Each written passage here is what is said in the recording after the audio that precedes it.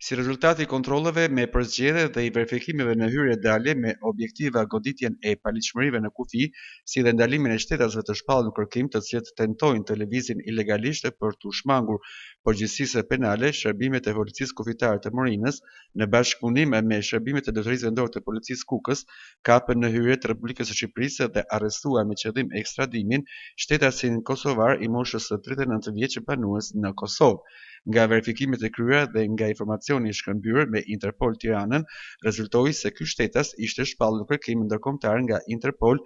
Vilnius, Lituani, pasi gjykata e Vilniusit e ka dënuar me 2 vjet e 3 muaj burgim për veprën penale dëmtimi i papërfillshëm i shëndetit, kërcënimi për të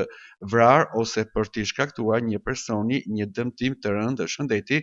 ose terrorizmi i një personi. Interpol Tirana në bashkëpunim me homologët në Lituani vjon procedurat për ekstradimin e 39 vjeçarit.